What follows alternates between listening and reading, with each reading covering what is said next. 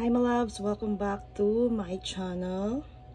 Bago tayo mag-start, I would like to thank na dun sa mga naka-follow na sa ating social media platform. And yes, I still promoting promoting our shop. Sa mga gusto mag-visit sa ating shop, click na lang po yung mga links na nandyan sa ating comment section or dyan sa ating description box. Marami po tayong mga new items sa ating shop, and I encourage you to follow our IG account dahil nandun din po yung ating mga updates. And thank you so much sa support po, sa mga nakasupport na sa ating IG account.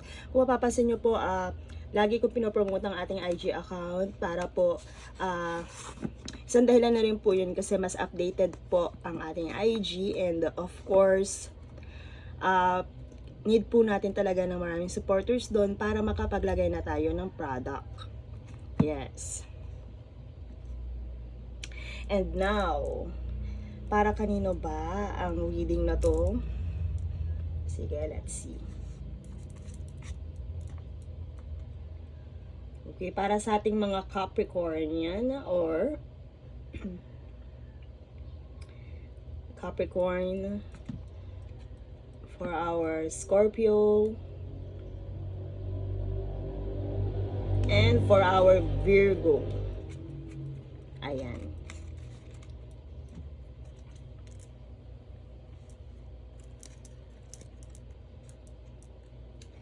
So this is a love reading for Capricorn, Scorpio, and Virgo.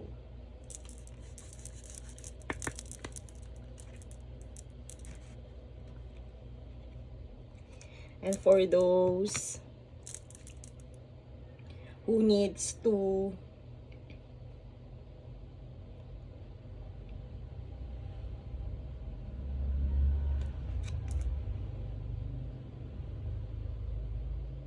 ayan.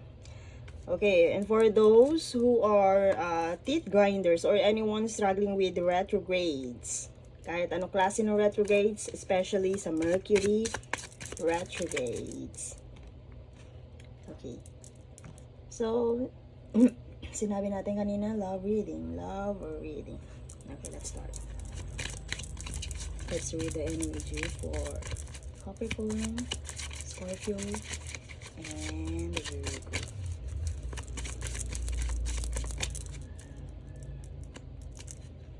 Passion. For Capricorn. Allow your heart and soul to sing with joy. To confirm that this is love reading and the focus is love. Let's pull another card. Chemistry. There's a strong magnetic connection and free yourself. Okay, I feel that you are, your guys and your spiritual team are calling you to decide,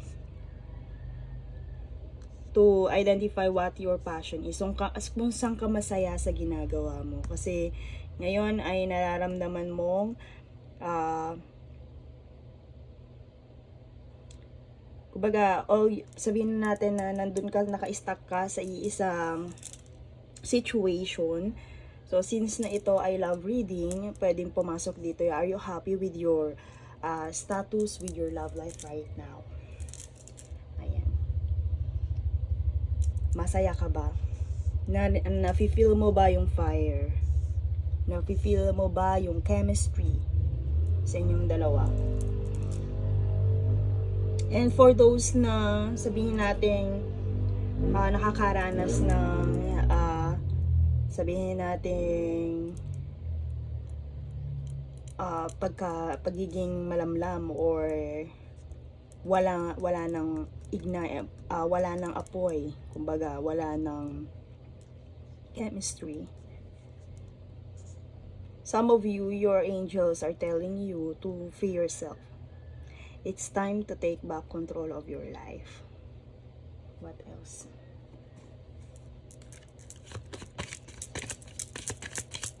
Okay. Kung iyan ay relationship, situationship, malinaw na sinasabi ng yung guides, ng ating guides, na saan mang situation, kailangan mo ng passion and chemistry. Kailangan mo ng spark. Kasi,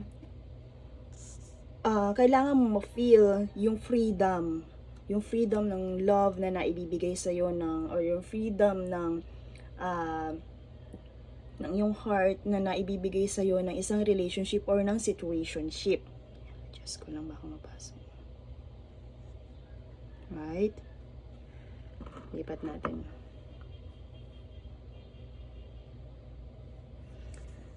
And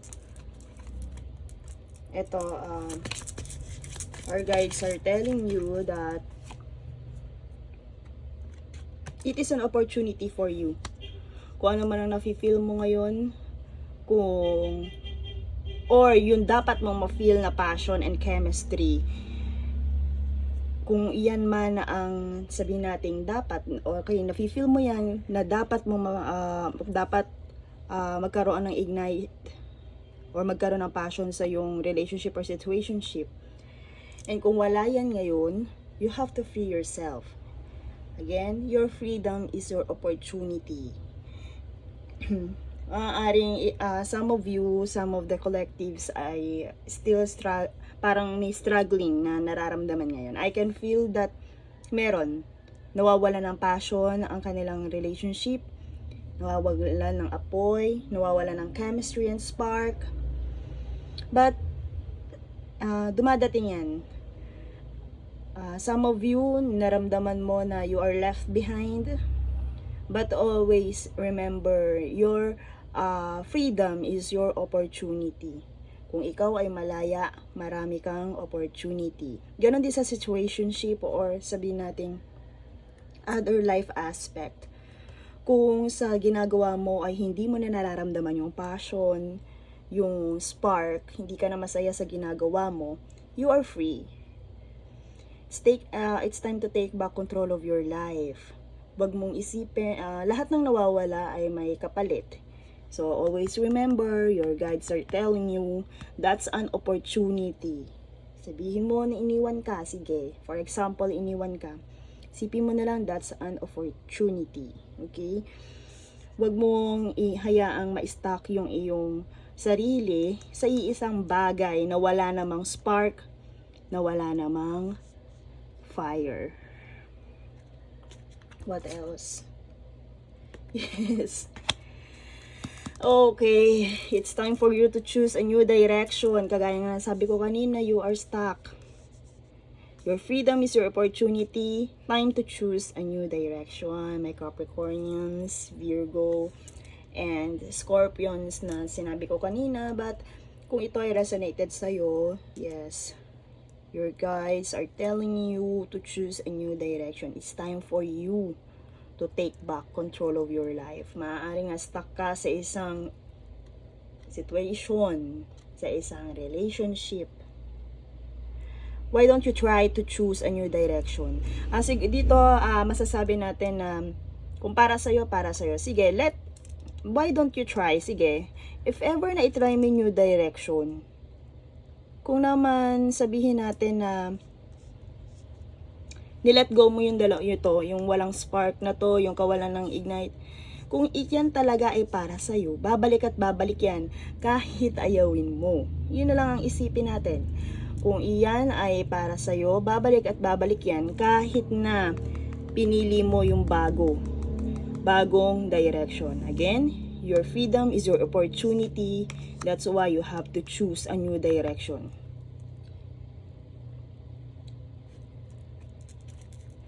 Mahirap gawin, right? Pero your angels and guides are telling you and reminding you na kung wala ng spark sa isang sitwasyon or sa isang relationship, free yourself. Okay? Marami pa. opportunity. Baka doon sa journey na yun, eto, malinaw na malinaw, you have to choose new direction. Pwede din na sabihin natin sa pagpili mo ng panibagong yun, ay magkaroon, or yun na yung, kumbaga, opportunity para mag-heal yung mga, sabihin natin, ito, yung mag-heal yung situation na nandito. Maaaring yung mga tao o yung event na nakakaapekto dito sa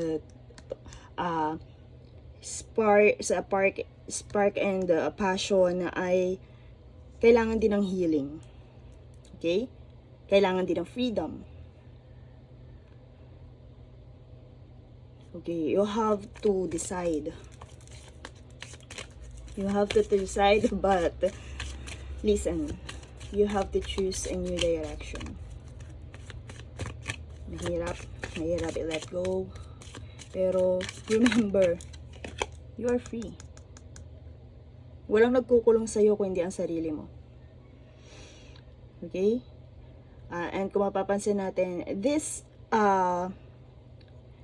yung bakod na to, ito, kayang-kaya mong lundagin yan. Kung titingnan natin sa unicorn, kayang-kaya mo yan lundagin kung gustuhin mo. And sige, sabihin natin, for example, hindi mangyayari na mawalan ng spark, ng passion, kung ikaw ay, sabihin na nating, pinagmamayarian ng isang bagay or sitwasyon or relationship. So, ibig sabihin, malaya ka. Hindi mawawala to kung hindi ka, kumbaga, hindi ka pinapakawalan. Okay? What else?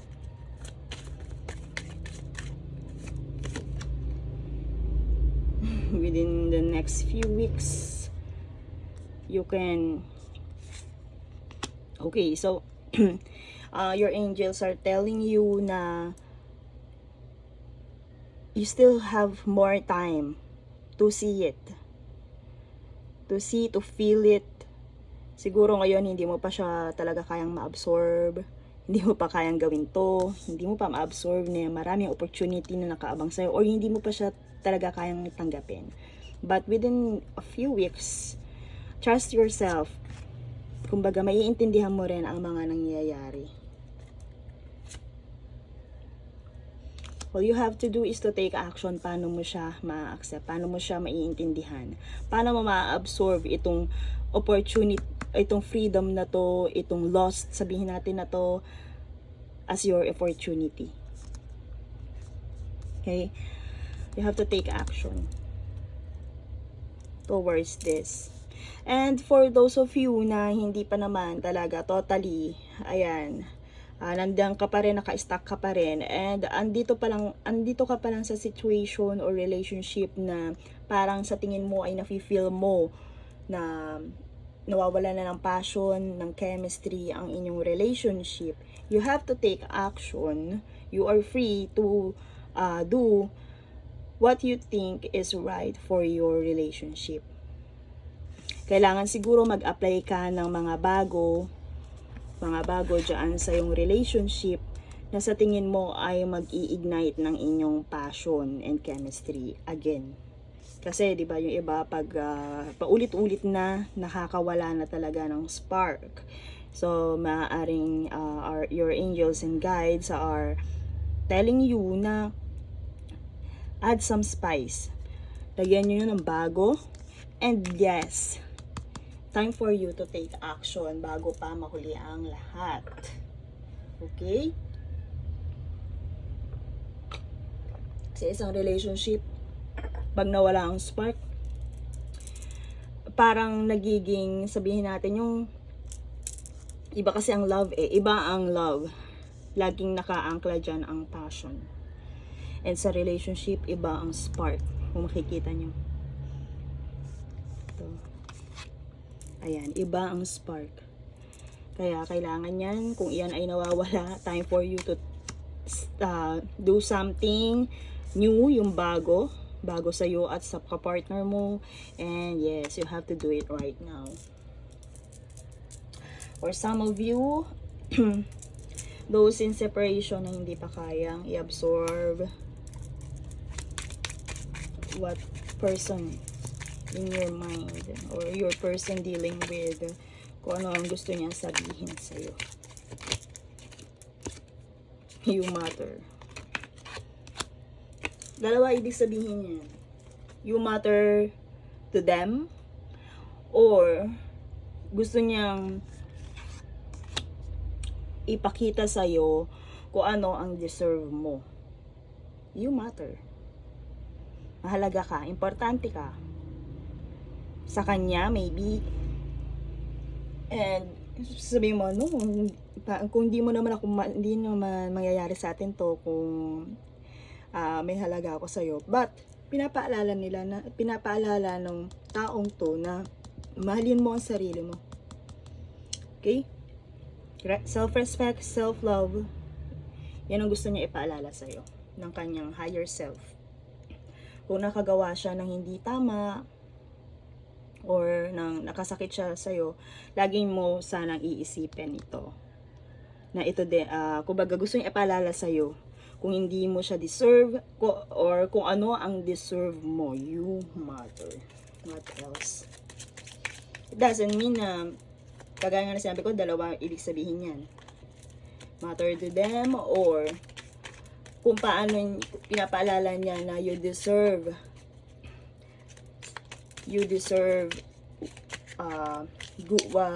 the very best for you.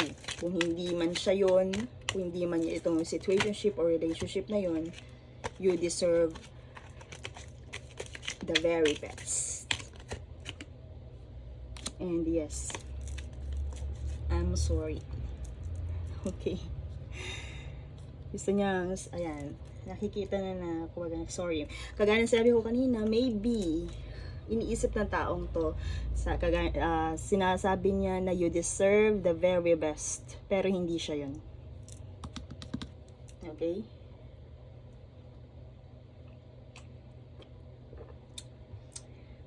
You deserve the very best. Hindi man sa kanya manggaling yun, o hindi man niya kayang ibigay yun. I'm sorry.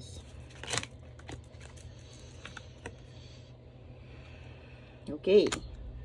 Kagaya na sinabi ko dito, when you choose new direction, maaaring iyan ang opportunity din para sa healing ng mga taong involved dito, na environment na involved dito. And I hope you will wait for me. Okay.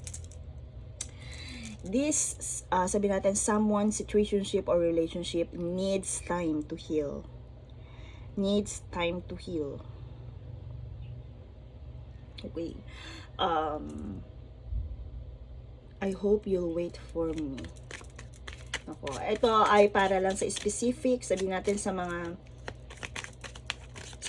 needs, sa mga dealing with someone or in separation na wala kayong communication. This one is talaga kailangan ng healing. And it doesn't mean na hihintayin mo siya. Ang sabihin natin na ito yung proseso ng kanyang healing. And dapat yung healed version na niya, yung bagay para sa'yo, yung deserve mo. Okay? So, ibig sabihin, as long as na hindi healed itong energy na to, hindi mo siya deserve. Okay? So, nakadepende dito yon. Kumbaga, your angels are telling you to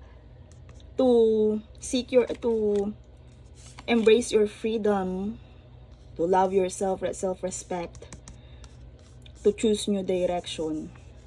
Again, for ito specific lang para sa mga in separation. And maybe within the next few months or years, masasabi natin yan, kung darating siya sa time ng kanyang healed version. Ayan, gusto din naman niya na kumbaga magtagpo ulit kayo sa new direction, na tinahak mo. And I can feel na hindi lang ikaw ang nangangailangan ng new direction, pati din ito. Okay, so this one needs healing. And that healing is the healed version of themselves, yung worth to wait. But eto, isang reminder lang, hindi mo siya kailangang intayin.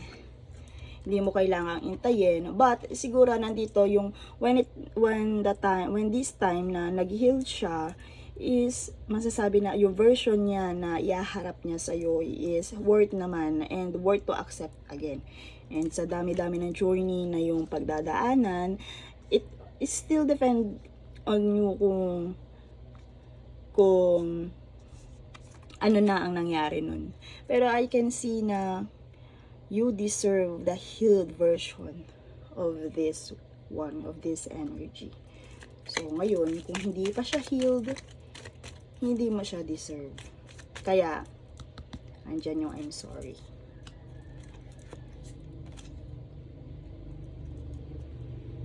Okay.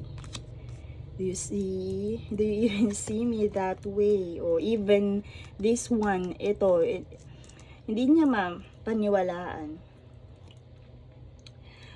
kung bakit ganun ang tingin mo sa kanya. Dahil even siya, hindi niya pakilala ang kanyang sarili. Okay? Do you see, or do you even see me that way? Okay, this is situationship, relationship, na sabihin natin in separation, ay needs more healing. Okay? Do you even see me that way? Maaaring eto na, kumbaga aligned yung I'm sorry niya. Kasi kahit siya, hindi niya kilala ang kanyang sarili. Okay, I miss you. Do you? Yes. Namimiss nyo ang isa't isa. But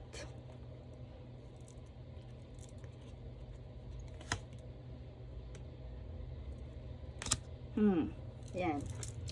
Namimiss nyo ang isa't isa during this separation. Sabihin natin na gusto nyo naman talaga ang isa't isa, but this situation is not aligned with the divine timing. So right now, this your person dealing with is telling you to be more selfish. You have to decide for yourself. Kahit na sabihin yung namimiss nyo ang isa't isa. Namimiss mo ba siya? Again, kagaya ng sinabi ko, you have to wait for the healed version of them. So right now, be more selfish. Take back control of your life. Be more selfish. Enjoy your freedom because that's an opportunity.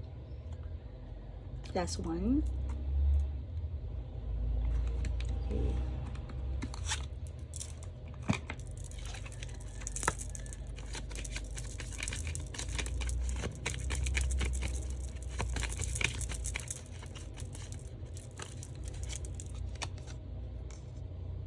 Okay, I will wait for a sign from you.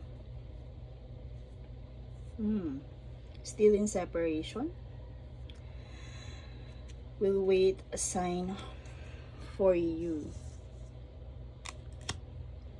Kadalasan sa ganyang situationship or relationship na in separation, yung sign na tinutukoy niya is not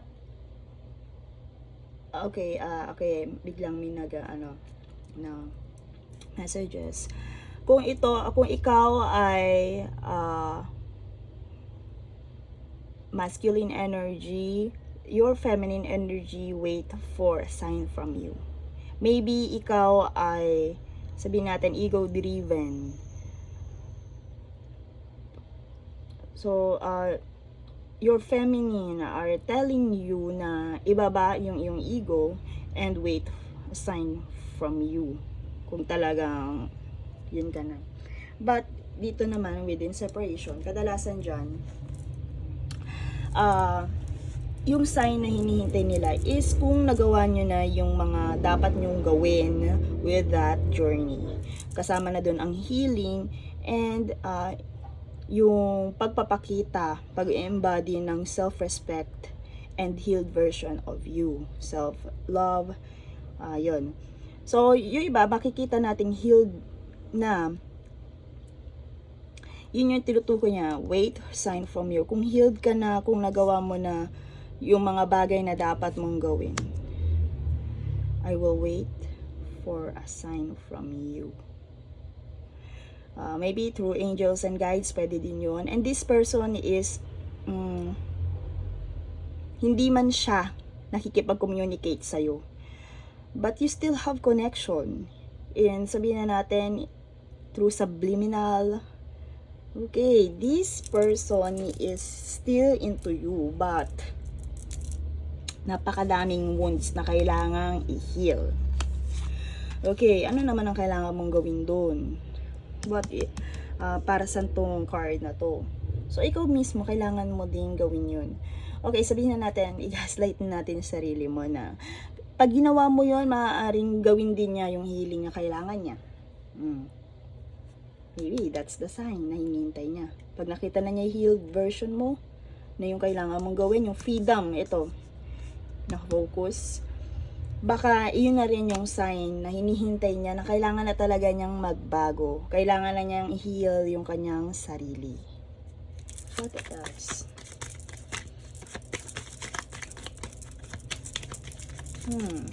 And para naman dun sa sinabi, still have connection with, pero parang kumbaga malamlam or nawawala ng chemistry. Yung sign na yun, maaaring iyan yung pagbabago na hinihintay niya. Yung sign na to from you, maaaring ito, yung pagbabago na hinihintay niya from this relationship. Okay, I'm so attracted to you. Pero bakit? Ba't nawawala ang spark, right? Ba't nawala ang spark? So, kagaya na sinabi ko kanina, this person you are dealing with is still connected, is still into you, but maraming wounds na kailangang i-heal and nakikipag-connect, not in 3D, but 5D. Okay. I wish I could share my good news into you. Because you're in separation. Siguro, okay, I can feel na kailangan mo talagang mag-take action eh. Ikaw mismo, nasa sayo, parang nakadepende sa'yo ang lahat. Hindi mo to siguro, ito, maaaring hindi mo to nakikita sa sarili mo, yung halaga mo. Maaaring, di ba, you are stuck, ikaw mismo nagkukulong sa sarili mo. Ngayon, ito isipin na lang natin, paano kung itinry mo yung something new? Paano kung pinakawala mo yung sarili mo? And nag-rifle effect. Imaginein mo na akala mo ikaw ang naghihintay, pero ikaw pala ang hinihintay ng buong sitwasyon. Right? And this one, excited na siyang makita yung version yung dalawa. Paano kung yung mag-step up with this, mag-ignite ulit with your healed version for both of you.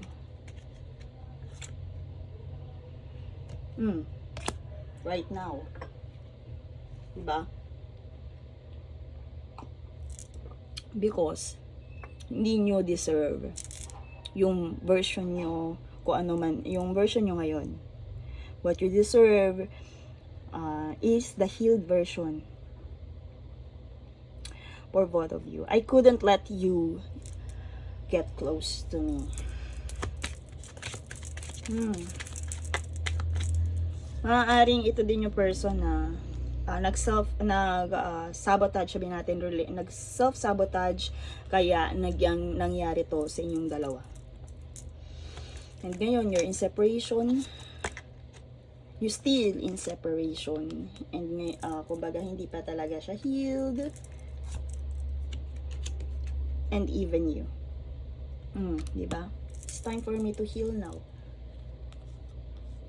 Imaginein mo na pag nagawa mo yung mga bagay na to, baka pag nakita niya yun, sign for you, tinutukoy niya, baka pag nakita niya yun, bigla na siya matrigger na kailangan din niyang gawin yung healing.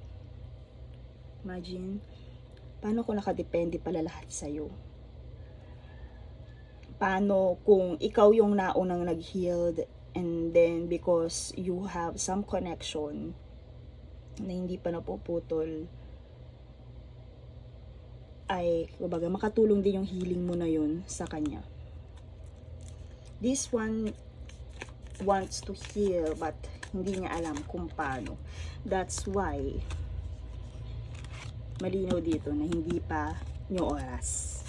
Okay?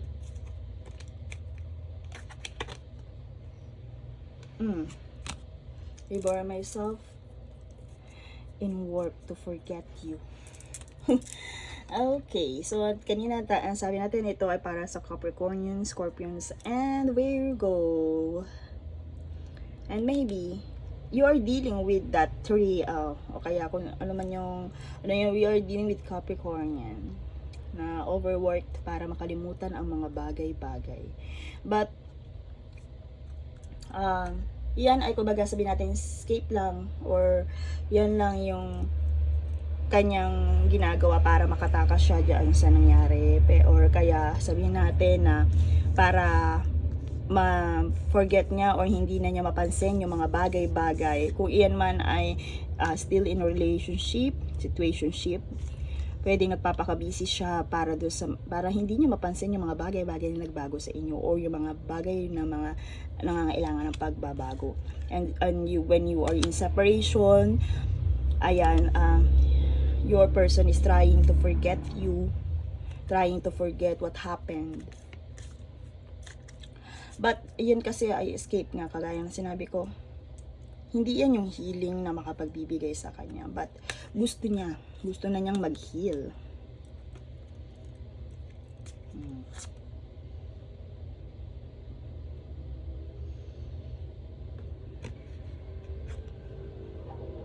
Connection. Connect with crystals, connection. I see 11, okay. Connect with the universe. Connect with your angels. Kung paano mo sisimulan to. And trust your angels. 44. Passion. Okay, sige, for those na kailangan nyo ulit mag-ignite sa mga in relationship, kailangan yung gumawa, try something new. Ayan. And ito is this card is kumbaga nandiyan na rin yung passion talaga. This card is the most passionate pagdating dito sa card na to, sa oracle na to. And maybe when you're in a relationship, kailangan nyo mag-explore. And when you're in separation, time for you to be a creative.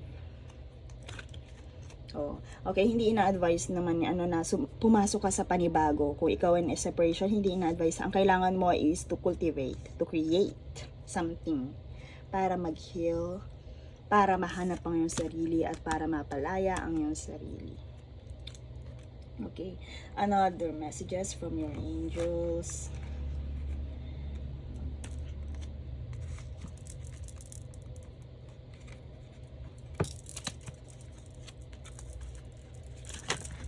Okay, tumalon.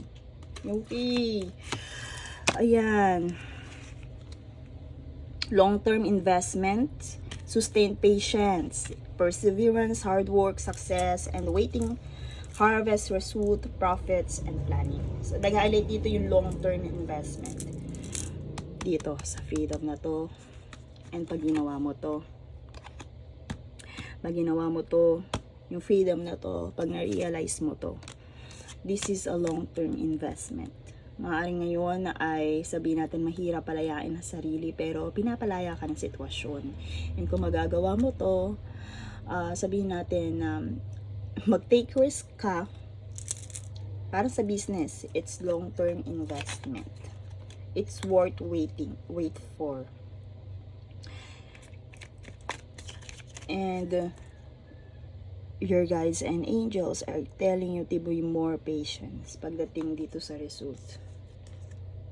Sa result na to, you have to do is to take action para mag-ripple ang effect, ang healing na kailangan ninyong dalawa or ng sitwasyon na kinakaharap mo ngayon, and even the relationship. It's time, kumbaga, nawala ng ignite, ng passion, ng chemistry, ng spark. But you, sabihin natin, ginawa niyo yung mga bagay-bagay para magkaroon ulit to ng spark. Kung sa tingin nyo ay wala pa rin, ina-advise ng inyong, your guides are telling you to sustain patience and perseverance. Also, hard work, because success is waiting, or sabihin natin, worth to wait. Okay? Nandyan din ang harvest. So, this is a really, really good card for you. Para na lang ipaalala ng inyong guides na worth to wait naman siya. You still have many yan ang nag-iintay sa inyo dito sa relationship, or kung wala na yung relationship, kung in separation, this is worth to wait for long-term investment. Okay, thank you so much, and that's all for this reading. Thank you, and see you in my next video.